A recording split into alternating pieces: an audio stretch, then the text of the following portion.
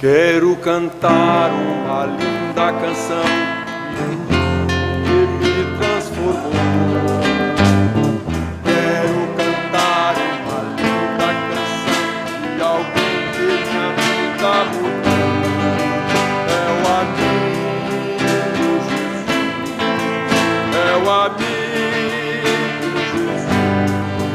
Ele é Deus, Ele é Rei, é amor, é verdade, só essa paz que nos só quero cantar uma linda canção que me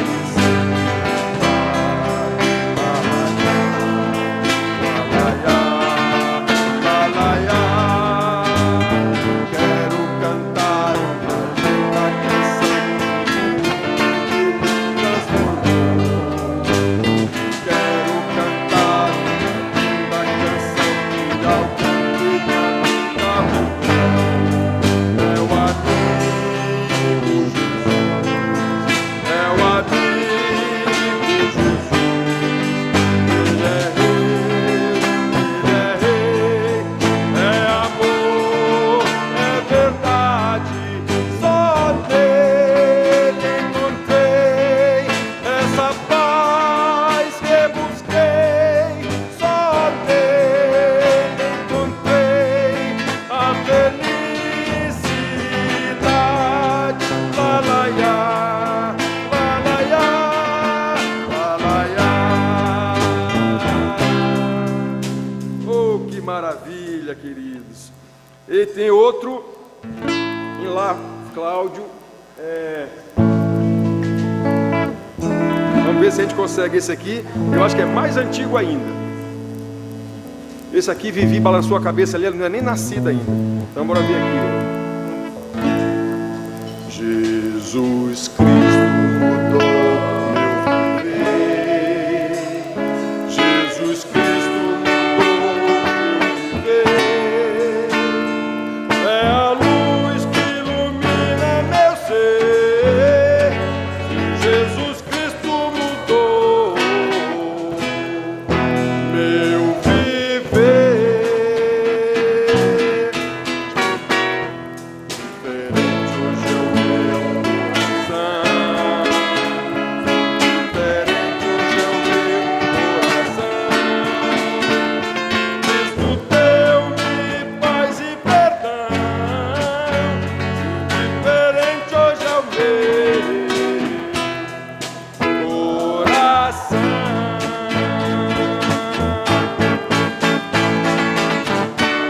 O amor só conheci em canções que falavam de ilusões. Mas agora é diferente, eu falo a toda gente, pois Cristo deu-me o seu amor. Jesus Cristo mudou meu viver. Jesus Cristo mudou meu viver. É a luz que ilumina meu ser. Jesus Cristo mudou meu viver.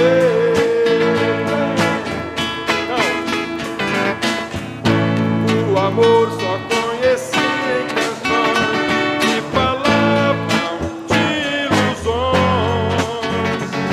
Mas agora é diferente, eu falo a toda a gente, pois Cristo deu-me o seu amor. Jesus Cristo mudou meu viver. Jesus Cristo mudou meu viver. É a luz que ilumina meu ser. Jesus Cristo mudou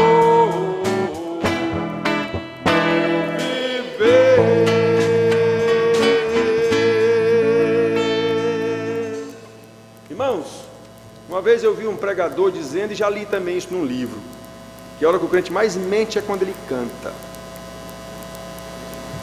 Então cantar isso é bacana, a gente canta, se alegra, chega, eita, vai lá no céu. Mas ele mudou meu viver mesmo. Preciso a gente saber dessas coisas com toda certeza. O que é que mudou na minha vida depois que eu encontrei Jesus, ou depois que Jesus me encontrou? Mudou mesmo? Ou eu só mudei de crachá? Mudei só de igreja. Eu era da igreja tal, agora eu sou da igreja tal. Então tem que ter muita atenção com isso, queridos. Esse outro aí também, no mesmo sentido,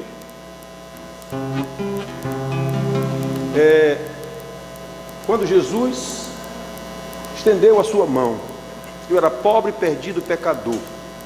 Essa é a real verdade bíblica. Eu era perdido, pecador, mas Jesus foi quem foi me buscar lá no fundo do poço. E saiba, irmão, não há poço tão fundo que Jesus não possa tirá-lo de lá. Não existe. Não existe nenhum tipo de derrota, de desgraça, que Jesus não possa resgatá-lo de lá. E para que ele vai resgatá-lo de lá? É para o seu bem-estar? Não.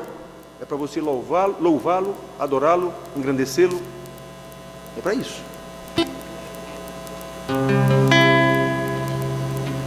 A minha alma anda e dos caminhos era pobre, desprezível, pecador, mas transportou minhas trevas em luz, desde que estendeu sua mão para mim.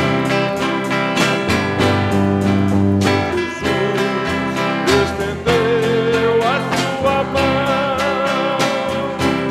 Quando ele estendeu a sua mão para mim, eu era pobre, perdido, sem Deus, sem Jesus. Ele estendeu a sua mão para mim. Agora me regozijo desde que o aceitei. Na tempestade eu posso sossegar, pois com ele estou liberto do perigo e do mal. Estendeu a sua mão para mim. Quando Jesus estendeu a sua mão, quando ele estendeu a sua mão para mim, eu era pobre, perdido, sem Deus, sem Jesus. Quando ele estendeu a sua mão para mim, quando ele estendeu a sua mão, quando Jesus estendeu a sua mão, quando ele estendeu a sua mão para mim, eu era pobre, perdido, sem Deus, sem Jesus. Quando ele estendeu a sua mão para mim.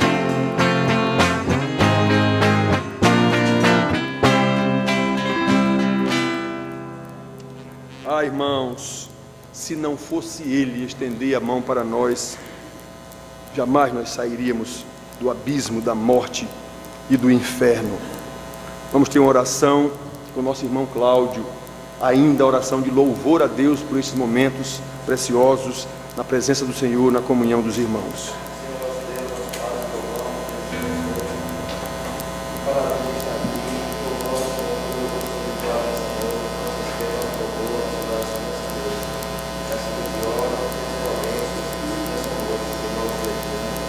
Amém, amém.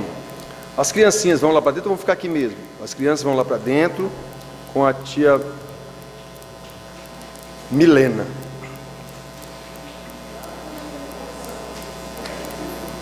Milena, como os irmãos sabem e estão vendo, carequinha linda, com seu gorrozinho em cima da carequinha linda. Ainda não dei meu beijo na careca dela agora de noite. Milena está fazendo tratamento para um câncer, né? Está fazendo sessões de quimioterapia e por isso todo mundo sabe que um dos efeitos colaterais do câncer é perder todos os cabelos e tudo. Então Milena tem sofrido com esse tratamento, porque não há quem não sofra muito com esse tratamento, e tem mostrado uma firmeza e uma segurança de nos encher a alma de alegria, não pelo fato da irmã estar doente, claro, é de alegria pelo fato de como Deus tem confortado a irmã neste período de doença tão terrível, que todo mundo tem tanto medo, tem gente que não gosta nem de dizer o nome, ele está com aquela doença, câncer, é câncer, a doença, o nome da doença é câncer, qual é o problema? Isso é superstição, o povo não quer nem dizer o nome com medo de pegar em alguém, já é superstição. Então a irmã está fazendo esse tratamento de câncer de uma forma maravilhosa de Deus, como Deus tem operado na vida dela, da família, o pai Iremar, a mãe Selma, que são daqui da igreja, o marido Inajá, não é? Um dos nossos colaboradores aqui, que provavelmente no próximo domingo estaremos fazendo eleição para oficiais. O Inajá já foi um dos indicados ao diaconato, não é? Então que os irmãos não esqueçam, continuemos orando por Milena, pela família toda, não é só por Milena, porque todo mundo está sofrendo lá em casa, não é só ela não, é todo mundo, maridos, meninos, todos. Então que nós podemos orando por Milena e agradecendo a Deus por essa maravilha, por esse exemplo de fé, de confiança, de conforto, num momento tão desesperador como é a doença do câncer. Então, irmãos, hoje nós vamos ouvir a palavra de Deus através do seu servo, presbítero Oriel Diniz, que está hoje aqui para nos ajudar. Eu pensava que o Oriel já tinha vindo aqui na nossa igrejinha, depois que nós mudamos para cá. Ele disse que não, é a primeira vez. Então, Oriel é sempre muito bem-vindo aqui. Ele veio com o mozinho, que é Fátima, a esposa dele, que ele mesmo chama carinhosamente de mozinho, aí eu pego e chamo de atrevido também. Então, mozinho está ali, Fátima. Fátima, fica de pé para os irmãos verem você como é bonita. Olha ali, mozinho, mulher de Oriel. E a beleza de Oriel você já conhece, todos eles, né? Oriel, todo mundo já conhece a beleza de Oriel. Quem se lembra de São Pedro, esse povo bonito, daquele povo de São Pedro, São Paulo, Oriel, olhando para ele assim, é parecido. Então, Oriel, por favor, vem aqui. Oriel nos vai trazer agora a palavra. Eu vou ali para frente para ficar olhando para Oriel, porque ficar aqui atrás a gente fica perdendo as expressões, né, Oriel? Eu vou ali para frente. Esse aqui é o nosso querido irmão Oriel Diniz. Para quem não sabe, ele é irmão de Glaucinha, esposa de Daniel, nosso presbítero aqui. Então, Oriel, a família toda, uma bênção. Oriel é irmão de Glaucinha e cunhado de Daniel. Daniel não pôde vir hoje, avisou que não viria, porque tem em família hoje lá em casa e não teve condição de vir. Então, Oriel, que Deus abençoe, meu querido, e nos traga aqui a palavra de Deus. Tem água aqui para você? Ó. Certo. Ok. Meus irmãos, boa noite, a graça e a paz do nosso Senhor e Salvador Jesus Cristo. Como eu sempre digo, é um prazer estar aqui com vocês. É a primeira vez que eu venho aqui nesse novo templo, né? Mas eu nunca deixo de dizer, quando eu tenho a oportunidade de estar com os irmãos, que o pastor Juarez dessa igreja, eu tenho um débito com ele, um débito eterno, né? Ele, num momento difícil da minha vida, né? Tá certo? Ele fala pouco, vocês sabem, né? Fala muito pouco, igual a mim, né? Eu estava fazendo discurso, né, dentro de casa. Minha esposa preocupada foi até chamar minha mãe. Bom, então Juarez ficou conversando comigo. Imagine, duas pessoas que falam igual a mim, a Juarez ficar de meia-noite até amanhecer o dia conversando. Aí vocês tiram, né? Então, Juarez, essa pessoa amada por mim e por toda a minha família, eu agradeço desde já mais essa oportunidade que ele nos dá de estarmos aqui juntamente com os irmãos para meditarmos sobre a sua palavra, né? O tema que eu escolhi para a meditação desta noite é as qualidades de um pai aprovado por Deus, né? Até porque hoje, né, é o dia comemorado como o Dia dos Pais. Existiu um pastor, um puritano chamado Jonathan Edwards, né? Que ele foi uma pessoa muito importante no plano de Deus quando aconteceu o movimento chamado Avivamento, é um movimento protestante nos Estados Unidos da América. Ele foi aquele pastor que ficou conhecido mundialmente por um sermão, né? Que esse sermão intitulou-se Pecadores nas mãos de um Deus irado. Como pregador, dizem, né, aqueles que conheceram, né, viveram no tempo de Jonathan Eduardo, que como pregador ele foi insuperável. Como pastor, ele tornou-se um dos principais ícones para as futuras gerações. Alguns historiadores modernos dizem ainda que Eduardo, ele tinha luz na mente e fogo no coração. Propagava esses que o conheceram, que ele conjugava com infinita maestria, unção e sabedoria. Contudo, em nenhuma área de sua vida, Jonathan Eduardo foi tão bem sucedido como no seu papel de pai. Ele era casado com Sara, sua esposa, lógico, e tiveram 11 filhos. Apesar do horário dele ser extremamente ocupado, porque ele acordava às 4h30 da manhã, para poder fazer seus sermãos, para poder ler e escrever. Ele também era por demais convidado e ele tinha que fazer extensas viagens, além de participar de inúmeras reuniões administrativas. Mas ele tinha um propósito de vida que jamais abriu mão, dedicar muito do seu tempo a seus filhos. Apesar da vida agitada que Jonathan levava, ele se comprometeu de passar pelo menos 1 hora por dia com os seus filhos, com o único propósito de transmitir para ele o que Juarez falou aqui hoje à noite, o Salmo 119, não somente o Salmo 119, lógico, mas a palavra de Deus. Esse era o propósito de Eduardo. Só que às vezes, por exemplo, quando ele viajava e não podia ter esse tempo com seus filhos, ele acumulava essas horas e quando ele voltava, ele fazia de tudo para poder recuperá-las. Um outro teólogo também do seminário teológico de Princeton, o Benjamin Warfield, ele quando era estudante, ele fez uma pesquisa sobre a vida ministerial do Eduardo. E nessa pesquisa ele conseguiu contactar 1.394 descendentes de Jonathan Eduardo. 1.394.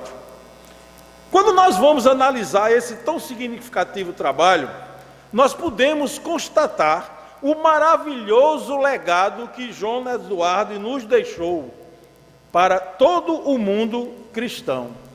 Atentem, dentro desses 1.394 descendentes deixados por Eduardo, nós encontramos nesse trabalho que 3 deles se tornaram presidentes de universidades, logicamente na nação americana. 3 deles chegaram ao Senado da República dos Estados Unidos. 30 foram juízes, 100 se tornaram advogados, 60 foram médicos, 65 exerceram função como professores de universidades, 75 foram oficiais de exército e marinha, 100 deles, dos seus descendentes, foram pregadores e missionários, 60 conseguiram destaque como escritores.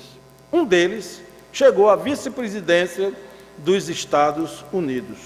E 250 foram formados em universidades, entre eles, muitos governadores de estados e diplomados enviados a outros países. Agora, interessante desse trabalho, é que ele contactou que todos esses herdeiros de Jonathan Eduardo não custaram ao Estado americano $1 sequer.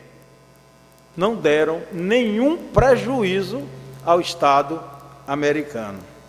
Por outro lado, esse mesmo senhor, esse pastor, o Benjamin Warfield, pesquisou a vida de um outro homem também da época de Jonathan Eduardo, que era muito conhecido, como diz o jovem, no pedaço. Todo mundo conhecia. Era o famoso Max Jukes. Esse senhor era um famoso ateu. Ele era contemporâneo de Eduardo e também frequentava os lugares aonde Eduardo comparecia. E ele atacava frontalmente os discursos de Jonathan, assim como sua teologia e as suas pregações. Mas, levantando a vida desse homem, de Max Jukes, o autor do trabalho viu que ele era um ateu. E ele tinha vida ímpia.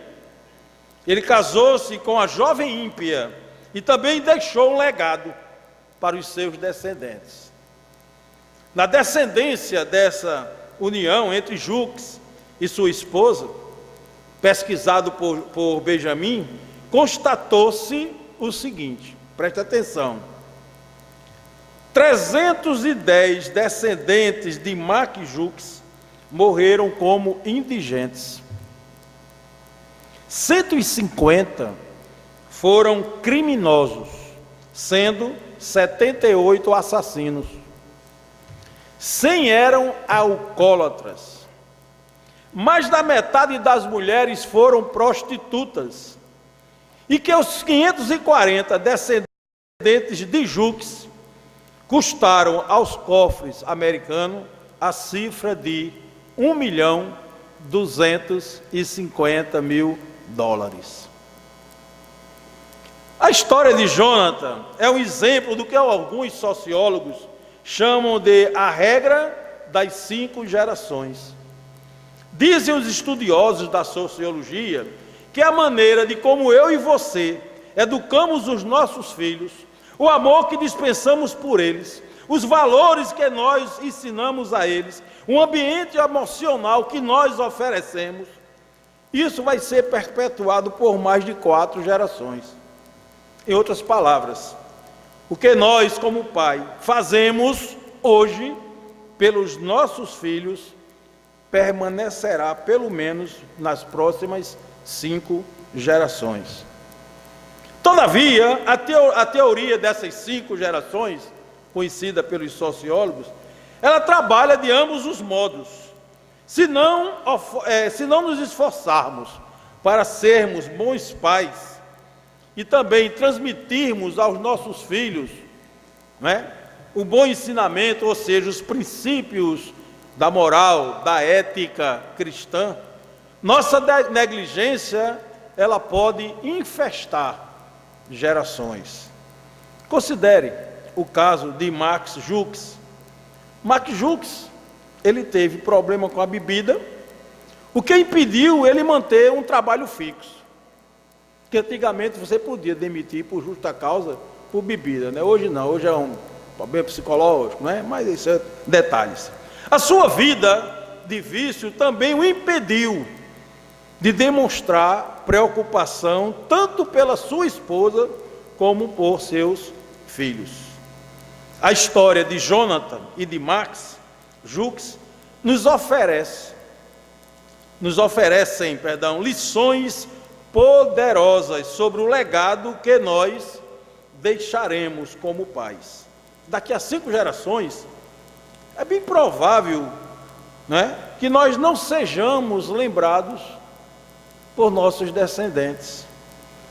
Na realidade, nossos descendentes saberão muito pouco sobre as nossas vidas.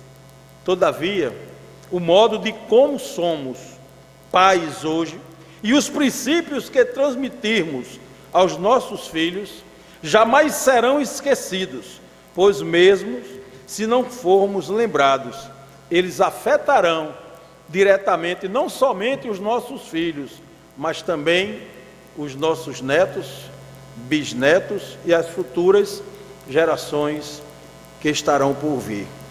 Como dizia o próprio Eduardo, Deus fez todas as coisas com um propósito, e Deus também tem um propósito para todos nós. Nenhum homem vive em vão. Todos nós deixaremos um legado. Agora, depois de toda essa introdução, eu pergunto: qual é o seu legado? Qual é o meu legado? Hoje é dia dos pais. Segundo Hernandes Dias Lopes, o reverendo Hernandes, a paternidade é a vocação mais sublime que o homem pode exercer. A relação entre pai e filho é algo tão forte nas Escrituras que o Antigo Testamento termina lá em Malaquias, capítulo 4, verso 6, com o seguinte ditado, ou seja, com a seguinte verdade, que Jesus Cristo, ele viria para converter o coração dos pais aos filhos e o coração dos filhos aos pais. É triste verificar que grandes homens de Deus foram brilhantes em diversas áreas da vida, mas fracassaram como pai. Veja o caso de Davi. Davi, um homem segundo o coração de Deus. Está lá em Atos, capítulo 13, verso 22. Mas como pai, Davi foi péssimo. No segundo livro de Samuel, lá no capítulo 15 ao capítulo 17, nós vemos, não é, a triste queda do relacionamento entre Davi e o seu filho Absalão. A Bíblia nos diz que Absalão nunca perdoou, não é, a Davi, por ele não o ter perdoado, por ter morto o seu irmão, aquele caso que teve com a irmã. E por isso Absalão conspirou contra o pai e passou a odiá-lo. Absalão traiu a a Davi, e a Jesus também, com certeza, né? Roubou o coração do povo e quis matar o próprio Davi para tomar-lhe o trono. Que Davi precisou, a Bíblia nos relata, Davi precisou fugir de Absalão para salvar a sua vida, porque ele tornou-se um inimigo de morte. Não muito diferente de Davi foi o caso de Eli, que nós também conhecemos. Eli, não sem nenhuma dúvida, a Bíblia relata que Eli foi um grande e excelente sacerdote, mas dentro de sua casa ele não tinha nenhuma autoridade. Narra as Escrituras, lá no capítulo 2 do primeiro livro de Samuel, que os filhos de Eli, chamados pela própria Bíblia de filhos de Belial, eles eram irresponsáveis, ao ponto de, numa batalha contra os filisteus, pegarem a arca da aliança e levarem para a frente de batalha. Essa batalha foi uma desgraça total para o povo de Israel. Muitos israelitas foram ali dizimados. Mas a pior notícia estava para ser dada a Eli, né? Um daqueles remanescentes que conseguiram escapar, né, da morte. Ele foi até Eli contar a história. E quando ele contou o que tinha acontecido, que seus filhos tinham morrido, mas no momento que ele disse que a arca tinha sido levada pelos filisteus, Eli estava sentado numa cadeira, caiu para trás, quebrou o pescoço e morreu. Porque Eli conhecia a sua responsabilidade, porque ele era responsável pela arca, porque ele era o sumo sacerdote. Uma outra também, não destoando de Davi e de Eli, nós conhecemos o próprio Samuel. Samuel era um grande profeta, mas negligente como líder espiritual do seu lar. A Bíblia nos relata lá no seu primeiro livro, né, no capítulo 8, nos versos 4 e 5, que o primeiro motivo alegado pelo povo de Deus para pedir um rei foi justamente a vida dos filhos de Samuel, o comportamento dos filhos de Samuel. Se você abrir sua Bíblia aí, lá em 1 Samuel capítulo 8, verso 4 e 5, você vai ver que está escrito assim: então os anciãos, todos de Israel, se congregaram e vieram a Samuel, a Ramá, e lhe disseram: vê, já estás velho, e teus filhos não andam pelos teus caminhos. Constitui-nos, pois, agora um rei sobre nós, para que nos governe, como tem todas as nações. Sobre tudo isso, mais uma vez ainda nos alerta o reverendo Hernandes. Se o nosso cristianismo não é capaz de mudar o nosso relacionamento familiar, ele está falido. Meus irmãos, queridos amigos, quando nós estudamos a palavra de Deus, nós vemos que ela está recheada desse tipo de exemplo que nós aqui usamos 3 personagens, para citar. Todavia existe um, chamado Jó, que é um dos poucos personagens bíblicos que consegue conciliar espiritualidade com vida familiar. Todos nós sabemos, Jó comeu o pão que o diabo amassou, mas tornou-se um exemplo de perseverança e firmeza.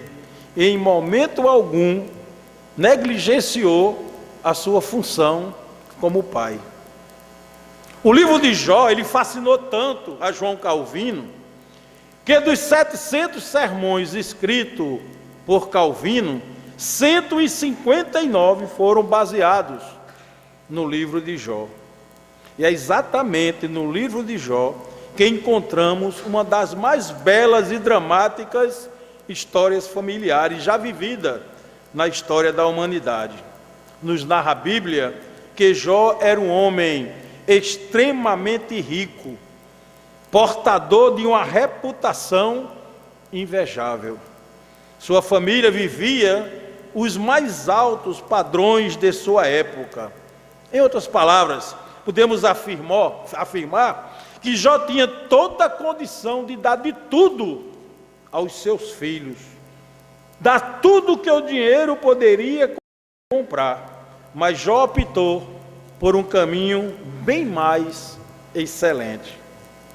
Vamos descobrir que caminho foi esse? Muitos estão pensando, esse cara é doido, começou o sermão, não leu a Bíblia nem orou, está quase chegando. Para descobrirmos esse caminho, eu gostaria de convidá-los agora a abrir lá no livro de Jó, no capítulo 1.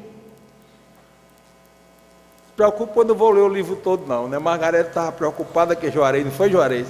Eu digo, se preocupe não, Margarete, o senhor falar, eu chego, antes do dia da manhã eu termino, né? Antes do dia da manhã eu garanto a você que não tem problema nenhum. Abra aí lá em Jó, capítulo 1, verso 5, e vamos juntos descobrir qual o caminho que Jó escolheu. Se nós descobrirmos essa verdade, então nós vamos saber e justificar o tema desse estudo, as qualidades de um pai aprovado por Deus. Assim diz a palavra de Deus, lá em Jó capítulo 1, verso 5. Decorrido o turno de dias de seus banquetes, chamava Jó a seus filhos e os santificava. Levantava-se de madrugada e oferecia holocaustos, segundo o número de todos eles, pois dizia: talvez tenham pecado os meus filhos e blasfemado contra Deus em seu coração. Assim fazia Jó continuamente. Vamos orar? Pai amado, Deus bondoso, queremos, Senhor, te agradecer essa oportunidade que tu nos dá de estarmos aqui nesta noite sendo usado por ti, porque esse é o nosso propósito. Mas agora, Senhor, nós vamos diretamente. Até agora nós introduzimos, contextualizamos, mas agora nós vamos estudar diretamente a tua palavra. E não existe sabedoria no mundo que possa entendê-la, a não ser que tu, através do teu Santo Espírito, pela tua bondade, tu nos oriente, nos dirija, que abra nossas mentes e corações, para que nós possamos entender as maravilhas da tua lei. É com esse propósito e humildade que nós clamamos a ti, para que tudo que seja dito aqui por mim, seja unicamente para a tua honra, para a tua glória e segundo a tua vontade. Essa é a nossa oração, com o perdão dos nossos pecados, em nome de Jesus. Amém. Meus irmãos, nesse verso que nós acabamos de ler, de Jó 1,5, segundo verso, nós podemos afirmar com toda a convicção que Jó, ele foi um pai exemplar. Em primeiro momento, nós vemos o quê? Jó era um pai preocupado com a vida espiritual de seus filhos, né? O texto nos diz, e está lá registrado, que Jó chamava os seus filhos e os santificava. Jó, ele chamava os seus filhos e os santificava. Perceba a diferença que faz a liderança espiritual do pai dentro de casa. A Bíblia ainda nos afirma que Jó assumia seu verdadeiro dever de pai no sentido estrito da palavra de Deus. O verso que lemos nos externa com toda clareza que Jó não estava apenas preocupado com a educação secular de seus filhos. Onde é que eu vou colocar meu filho para estudar? Como é que eu vou chegar e contextualizar meus filhos dentro do contexto do mundo? A Bíblia nos diz que Jó não estava apenas preocupado com a provisão material de seus filhos, mas a Bíblia afirma, sobretudo, que Jó estava profundamente preocupado com a vida espiritual de seus filhos. O texto, a palavra de Deus é viva e eficaz, né? Uma palavrinha fala tanto, né? O texto nos mostra ainda que antes de Jó preocupar-se com a escola de seus filhos, antes de Jó se preocupar em que faculdade seus filhos iriam estudar, em que áreas eles iriam trabalhar, Jó se preocupava em ter filhos santos. Filhos que justificassem a sua existência. Porque nós sabemos que nós existimos por um motivo: sermos santos e irrepreensíveis. Nós existimos porque Deus nos escolheu como um povo. E um povo com um propósito: sermos testemunhas do nosso Senhor e Salvador Jesus Cristo. Jó sabia muito bem isso. Então, faça como Jó. Chame os seus filhos e os santifique. Coloque sua mão sobre as suas cabeças e os consagre ao Senhor. Minha mãe passou 46 anos orando, né? E deu isso aqui, graças a Deus. Oração. Pedir a Deus. Seu filho não vai servir ao Senhor somente sendo juarez. Nós podemos servir ao Senhor aonde nós estivermos e o que formos. Desde a mais simples função até a mais importante função. Que tudo que você fizer seja unicamente para a honra e para a glória de Deus. Em segundo lugar, o texto ainda, né, nos mostra que Jó era um pai intercessor. Nós vimos aí no texto que diz que Jó levantava-se de madrugada com o propósito de colocar os seus filhos diante do altar. Eis o exemplo da figura de um pai intercessor. Aqui para nós, vamos falar bem baixinho. Qual foi a última vez que você e eu acordou de madrugada para interceder pelos nossos filhos? Psh. Não responda a mim, responda a Deus. Você não tem que dar nenhuma resposta a mim, mas Deus vai te cobrar. Com certeza, Deus vai te cobrar. Uma das coisas, vou dizer milenar, bilenar, trilenar, esse problema, mulher submissa ao homem, não sei o que. Não é fácil. A responsabilidade vai ser minha, como homem, como marido, e sua. Não vai ser de minha esposa. Se você tiver atenção, você pegar lá em Gênesis capítulo 3, e quando você for ver, ler calmamente, pedindo a orientação de Deus, desde a queda até a promessa de Deus, a gloriosa promessa de Deus, de mandar o Messias, lá em Gênesis 3,15, que é chamado proto-evangelho, você vai ver que em nenhum momento Deus responsabiliza a mulher pelo que fez.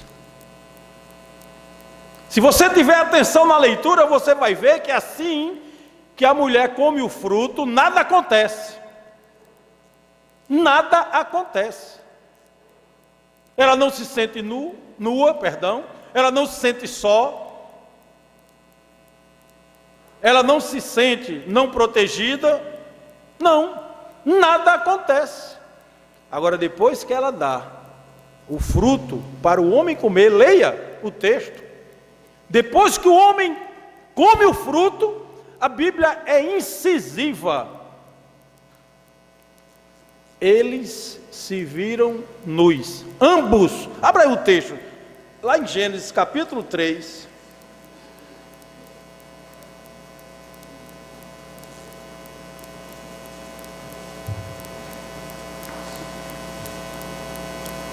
Gênesis capítulo 3, versos 6 e 7.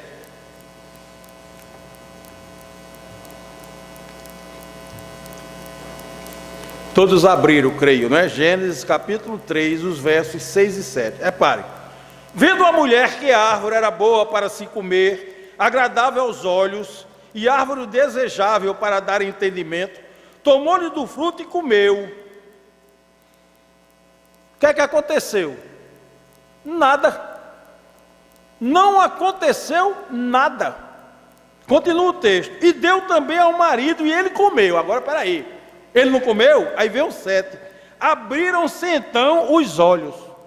De quem? De ambos, para não haver dúvida. Porque se essa palavrinha ambos não tivesse aí, hoje a gente estava discutindo. Não, assim que a mulher comeu, ela sabia o que era. Não. O pacto federativo de responsabilidade Deus fez foi com o homem, não foi com a mulher. E se você agora tiver o cuidado de ver Gênesis capítulo 3, verso 17, depois que o homem peca, depois que se sentem nu, depois que Deus o chama e intervém, como muito bem sabemos e foi dito aqui, você não tem poder de procurar Deus, é Deus quem te busca. E foi assim no momento que o homem pecou, Deus chega, onde é que... Não, repara o texto, vamos voltar um pouco. Gênesis capítulo 3, verso 9. Repara o que é que diz o texto. Gênesis capítulo 3, verso 9. E chamou o Senhor Deus a quem? Singular, ao homem. E lhe perguntou, onde estás? Se esse homem aí fosse genérico, seria plural. Aí o homem responde, eu ouvi a tua voz, tal, sei que estava nu. Mas quando você vai lá para o verso 17, depois que Deus fala com a serpente, depois que Deus fala com a mulher, promete o Messias no verso 15, lá no verso 17, repare como é que diz o texto. E a Adão Deus disse, visto que atendestes a voz da mulher, e comeste da árvore que eu te ordenara não comesse, maldito é a terra por causa de vocês. Tem escrito isso na sua Bíblia? Se tiver, pode jogar fora que está errada. Maldita é a terra por tua causa, o homem. E é assim que Deus nos deu a responsabilidade perante as nossas famílias. Jó, além de ter um momento de oração com seus filhos, tinha também momento secreto, onde ele sozinho apresentava seus filhos a Deus. Quando todo mundo ia dormir, aí Jó, será que eles cometeram um pecado? O texto afirma, Jó oferecia holocausto segundo o número de todos os seus filhos. Isso nos mostra que para Jó não havia um filho sequer que ele deixasse de se preocupar, que ele deixasse de orar, preocupação espiritual. Jó não ficava de madrugada procurando qual era a farda que eles iam usar no outro dia. Jó não ficava de madrugada acordando, procurando lá no armário se tinha comida para o outro dia de manhã. Não. A preocupação de Jó era se seus filhos haviam pecado contra Deus. A Bíblia deixa muito claro que para Jó não havia predileção igual àquela que Jacó dispensava, por seu filho José. É isso aí, né, que acaba com... Não. Desculpem, não é? Como eu estava dizendo, Jó não tinha predileção pelos seus filhos como Jacó teve com José.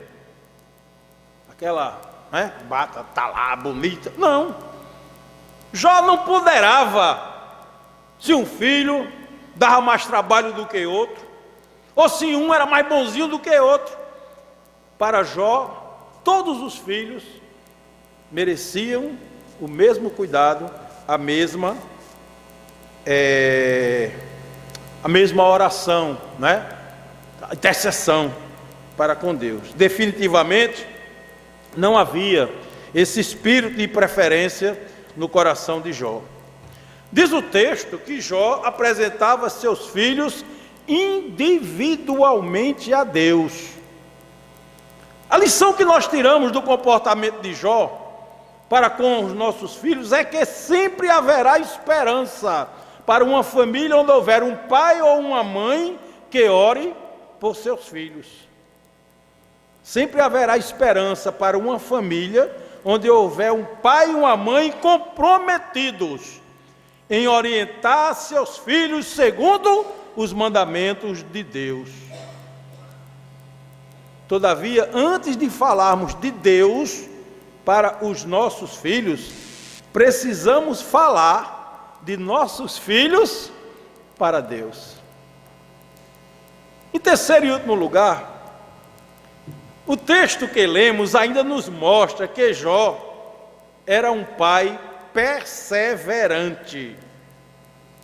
A palavra empregada pelo autor do livro de Jó é continuamente. Se você voltar lá para o verso, né, que nós lemos do capítulo 5, né, você vai ver que a palavra usada é continuamente, dando assim a ideia de uma prática frequente e ininterrupta, pois Jó sempre apresentava seus filhos diante do altar de Deus. A lição que Jó nos dá é que nunca devemos desistir de orar por nossos filhos, seja eles quem sejam, seja em que situação eles viverem, seja em que situação eles estiverem. Se eles estão no mundo, oremos por eles. Se eles já são servos de Deus, continuemos orando por ele. Ore sempre, nunca desiste, persevere. Os nossos filhos, eles deverão ser os primeiros na nossa lista de oração. Não devemos nos iludir, pois nem sempre é o pai rico que deixa a melhor herança. O legado de fé é muito maior, infinitamente maior, do que o legado deixado pelo lado material. O legado da fé é a maior herança que um pai pode deixar aos seus descendentes. Concluindo, está vendo? Falei pouco. Concluindo, né? Depois de tudo que nós ouvimos, alguns podem questionar a si mesmo ou a terceiro da seguinte maneira: olha, eu oro por meus filhos, eu cumpro com meu dever de cristão, eu tento colocar em prática toda a orientação divina que está lá registrada na Bíblia, aquela que nós conhecemos, lá em Deuteronômio, capítulo 6, versos de 4 a 9, que diz assim: ouve Israel, o Senhor nosso Deus é o único Senhor. Amará, pois, o Senhor teu Deus de todo o teu coração, de toda a tua alma, de toda a tua força. Essas palavras que hoje te ordeno estarão no teu coração. Tu as inculcarás, abre a cabeça, mete dentro. Tu as inculcarás a teus filhos, e delas falarás assentado em tua casa, e andando pelo caminho, e ao deitar-te, e ao levantar-te. Também as atarás como sinal na tua mão, e te serão por frontal aos teus olhos, entre os olhos, e as escreverás nos umbrais de tua casa e nas tuas portas.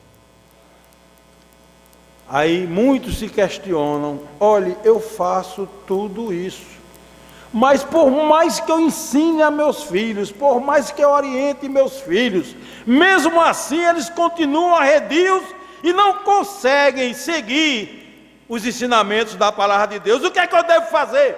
Qual é a culpa que tenho nisso tudo? E muitos se desesperam. Muitos ficam inquietos. Mas para esses eu tenho uma palavra, ou melhor, eu sou portador de uma palavra, a palavra de Deus. Eu quero deixar dois versos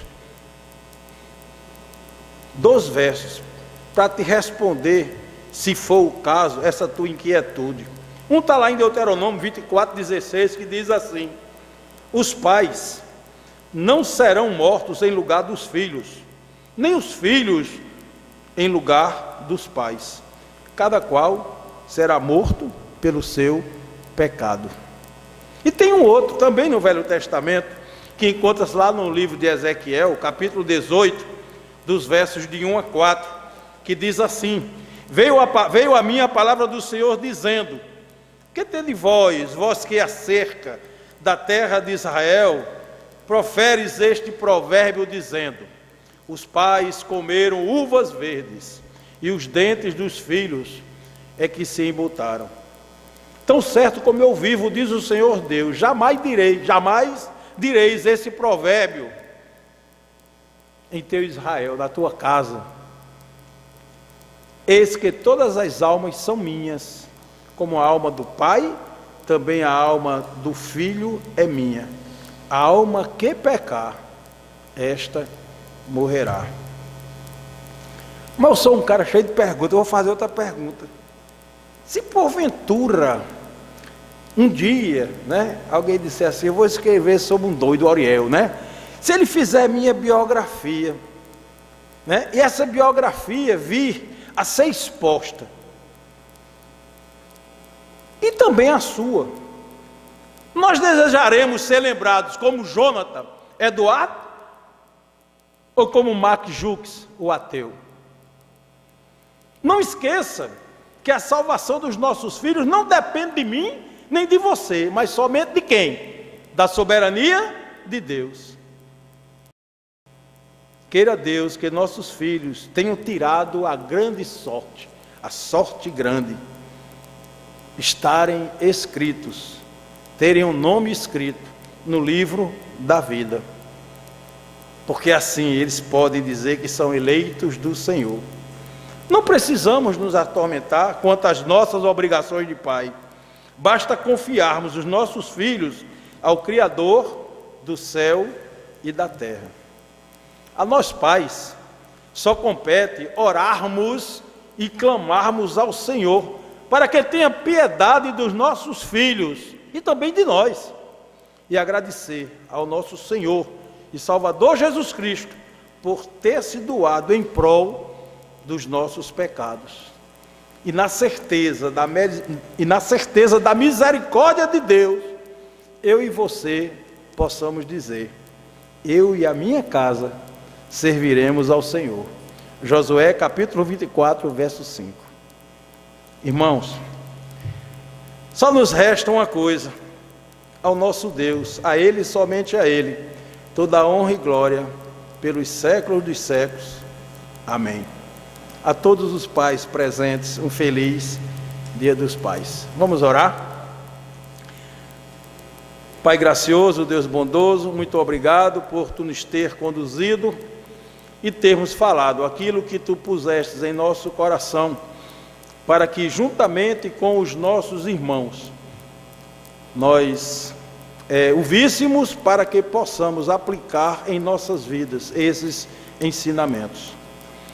Nós sabemos, Senhor, que é muita responsabilidade sermos pai, mas também é muita glória para nós em Jesus Cristo, por nós sabermos que o destino dos nossos filhos depende de Ti.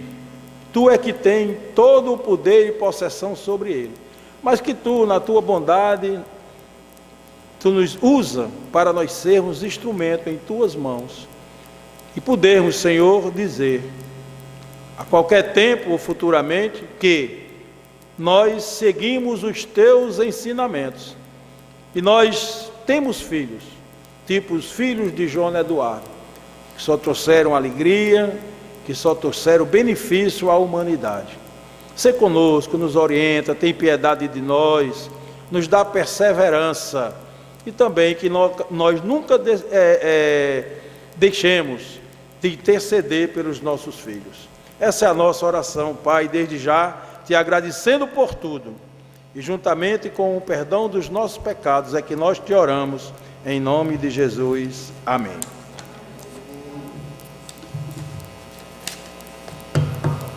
Quem viu assim pensou que era letra pequena, essa letra estava em vida.